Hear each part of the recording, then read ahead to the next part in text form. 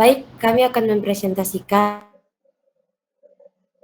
hasil diskusi kelompok kami mengenai perilaku koruptif dalam diri dosen dan cara pencegahannya. Baik, yang pertama, sebelum kita masuk dalam perilaku koruptif dalam diri dosen itu, kita harus mengetahui korupsi merupakan salah satu permasalahan yang menghambat kemajuan bangsa, termasuk dalam sektor pendidikan. Sebagai lembaga yang berfungsi mencerdaskan kehidupan bangsa, institusi pendidikan harus menjadi ruang yang menjunjung tinggi integritas, kejujuran, dan profesionalisme. Namun, realitas menunjukkan bahwa perilaku koruptif tidak hanya terjadi pada lingkup beraksi atau pemerintahan, tetapi juga dapat muncul dalam lingkungan akademik, termasuk dalam diri seorang dosen.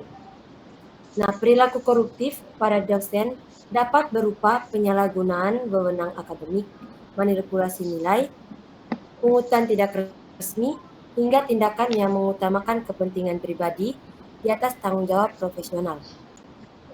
Nah, selanjutnya kita masuk dalam pembahasan yang pertama, yaitu identifikasi perilaku koruptif dalam diri dosen. Di sini yang pertama ada manipulasi nilai atau menaikkan atau menurunkan nilai untuk keuntungan pribadi, di mana dosen mengubah nilai mahasiswa untuk alasan tertentu, misalnya karena diberi imbalan, tekanan, atau kedekatan personal. Ini menghilangkan objektivitas akademik. Lalu yang kedua, pungutan ilegal untuk lulus ujian, tutorial, atau permintaan uang atau imbalan agar lulus atau mendapatkan bimbingan, di mana dosen meminta uang atau barang agar mahasiswa bisa lulus, mendapatkan bimbingan, atau mendapatkan akses layanan akademik. Ini termasuk pemerasan. Lalu yang atau industri terkait penilaian atau proyek, di mana dosen menerima hadiah dari mahasiswa atau industri dengan tujuan mempengaruhi penilaian atau keputusan akademik. Ini mengikis integritas dosen. Selanjutnya saya persilakan kepada Saudari Lola. Selanjutnya pada bagian B, yaitu nepotisme atau favoritisme dalam seleksi asisten, pemberian beasiswa, dan penempatan tugas. Nah, di sini dosen memberikan perlakuan istimewa pada mahasiswa tertentu dalam seleksi misalnya asisten, beasiswa, atau tugasan bukan berdasarkan prestasi.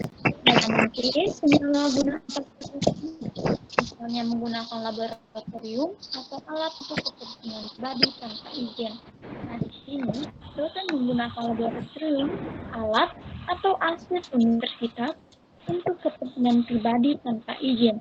Ini merugikan institusi. Nah, bagian keempat ada plagiat karya ilmiah atau mengambil kredit atas karya orang lain. Nah, di sini dosen mengambil ide atau tulisan orang lain tanpa izin atau mencatut nama pada karya atau kolaborator. Bagian yang kedua ada kolusi dengan pihak eksternal atau pengadaan barang atau jasa kampus demi keuntungan pribadi. Nah, di sini dosen bersekongkol vendor atau pihak luar dalam pengadaan barang kampus untuk keuntungan pribadi. Bagian yang berikut ada kecurangan administrasi penelitian atau laporan penelitian untuk dana. Nah, di sini dosen memalsukan laporan keuangan atau hasil penelitian demi mendapatkan dana atau keuntungan. Bagian yang berikut ada memaksa mahasiswa untuk memberi imbalan guna tugas akhir atau rekomendasi.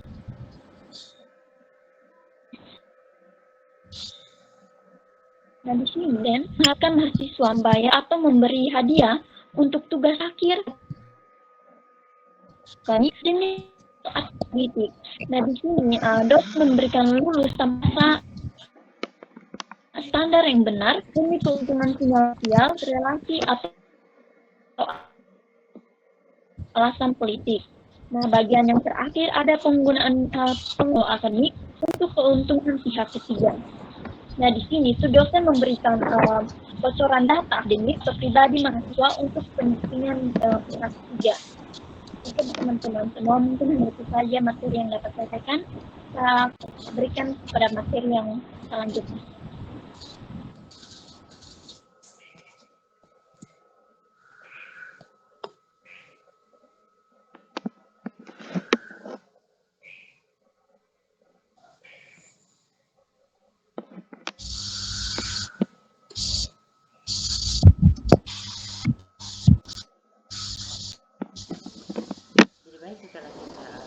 Selanjutnya saya akan melanjutkan pada poin yang kedua. Jadi setelah tadi telah membahas tentang identifikasi perilaku koruptif dalam diri dosen, sekarang ini kita masuk pada analisis faktor penyebab perilaku koruptif di kalangan dosen. Nah, yang pertama itu ada faktor individu. Nah, faktor individu di sini dibagi menjadi 4 poin. Nah, poin yang pertama yaitu tekanan ekonomi atau kebutuhan tambahan atau gaji tidak mencukupi, yaitu di mana gaji yang tidak memadai mendorong sebagian dosen mencari jalan pintas. Poin yang kedua adalah ambisi karir yang salah arah atau ingin cepat mendapatkan publikasi atau dana, yaitu di mana keinginan cepat naik pangkat membuat dosen mencari cara curang seperti memanipulasi publikasi. Yang ketiga adalah kurangnya integritas atau norma etika pribadi, di mana kurangnya nilai etika membuat dosen lebih mudah melakukan penyimpangan. Dan pada poin yang keempat atau yang terakhir adalah kurangnya pemahaman tentang standar penelitian atau akademik, yaitu di mana dosen tidak memahami etika penelitian, plagiarisme atau standar penilaian. Nah, pada faktor yang kedua itu ada faktor institusional, dibagi menjadi 4 poin juga, yaitu yang pertama lemahnya pengawasan internal atau tidak ada audit nilai, minim feedback, yaitu tidak ada audit nilai sistem evaluasi atau pemeriksaan berkala. Yang kedua adalah sistem promosi yang kurang transparan dan rentan sogokan, yaitu di mana naik jabatan bisa mempengaruhi sogokan atau kedekatan personal. Yang ketiga adalah mekanisme pelaporan kasus yang tidak aman atau represif, yaitu di mana pelaporan takut disalahkan atau diberi sanksi karena tidak ada jalur whistleblowing yang terlindungi. Dan yang keempat adalah budaya menutup mata atau normalisasi perilaku buruk, di mana lingkungan yang membiarkan perilaku curang membuat tindakan koruptif menjadi normal. Pada faktor yang ketiga itu ada berasal dari faktor eksternal atau dalam lingkungan, yaitu di mana yang pertama tekanan dari pihak luar atau donatur politikus yang mempengaruhi keputusan akademik. Misalnya donatur, pejabat atau industri yang ingin mempengaruhi keputusan akademik. Yang kedua adalah praktik koruptif di lingkungan masyarakat sebagai norma, di mana norma sosial yang menganggap uang rokok atau uang terima kasih sebagai hal biasa. Yang ketiga adalah ketidakjelasan regulasi nasional terhadap sanksi akademik, yaitu aturan tentang sanksi akademik tidak kuat sehingga perilaku tidak jerah. Poin selanjutnya pembahasan selanjutnya akan dibahas oleh rekan saya. Waktu dan kesempatan saya berikan.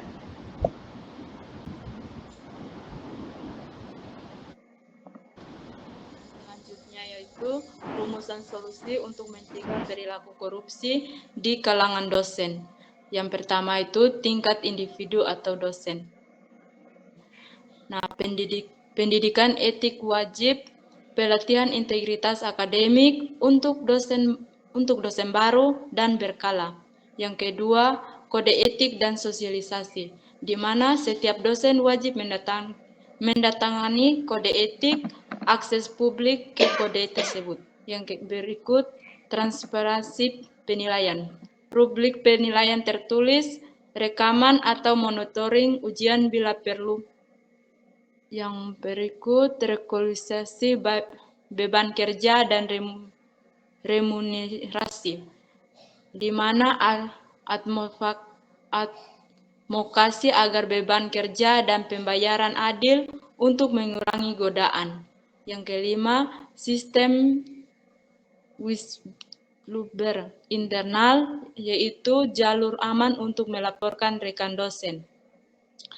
Yang kedua itu tingkat institusi atau universitas. Yang pertama, sistem audit akademik, di mana audit acak terhadap proses penilaian, telemetri, perubahan nilai, dan rekap transkrip. Yang berikut, sanksi jelas dan konsisten, di mana aturan disiplin yang tegas atau peringatan, skorsing, pemecahan, pelaporan hukum jika perlu. Yang berikut pengelolaan dana dan pengadaan transparan, di mana sistem procurement dan audit eksternal untuk mencegah kolusi. Yang berikut manajemen konflik kepentingan, di mana deklarasi konflik kepentingan untuk semua dosen. Yang berikut pelibatan mahasiswa, di mana forum kemahasiswaan untuk anonim terhadap dosen. Yang berikut kebijakan promosi dan beban kerja transparan, di mana indikator kinerja objektif atau publikasi berkualitas, pengajaran, pengabdian, dengan penilaian eksternal. Yang berikut dibahas oleh teman saya.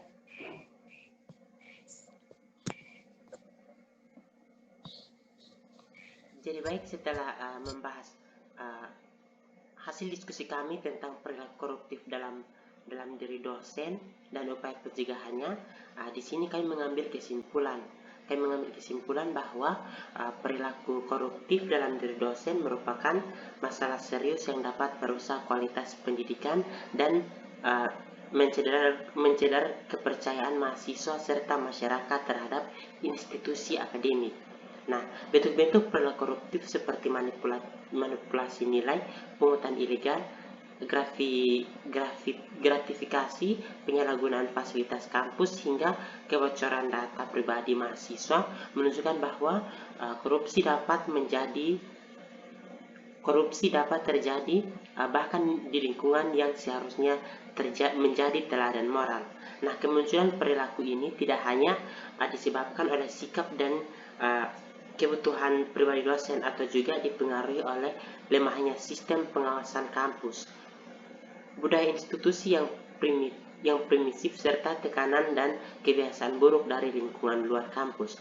Nah, faktor individu, institusi, dan eksternal saling berkaitan sehingga menciptakan ruang bagi terjadinya kecurangan akademik. Nah, upaya pencegahan yang harus dilakukan secara menyeluruh itu, baik oleh dosen maupun pihak universitas. Pada tingkat individu, dosen perlu memperkuat integritas, memahami kode etik, dan menjaga profesionalisme. Pada tingkat institusi atau universitas, kampus perlu menerapkan pengawasan yang ketat, sistem pelaporan yang aman, sanksi tegas, serta kebijakan yang transparan dalam pelayanan akademik maupun pengelolaan dana. Dengan komitmen bersama dan penerapan sistem yang jelas, budaya akademik yang jujur, bersih, dan berintegritas dapat dibangun serta menjaga mutu pendidikan di lingkungan universitas. Jadi baik, sekian presentasi dari kami. Terima kasih.